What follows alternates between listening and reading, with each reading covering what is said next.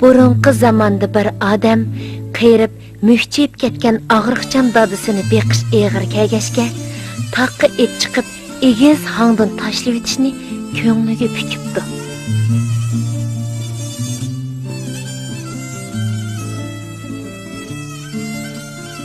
Kunlarning birida o'g'il dadisini ko'tirib taqqa qarab mengibdi.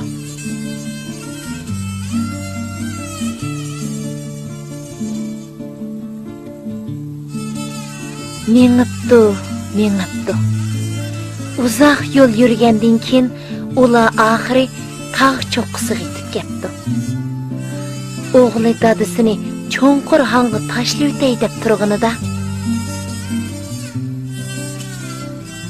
"O'g'lim, meni tashlab etmoqchi bo'lsa, ana tog' cho'qqisini tashlab et.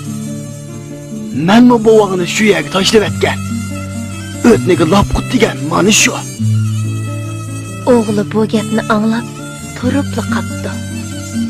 To'g'ri.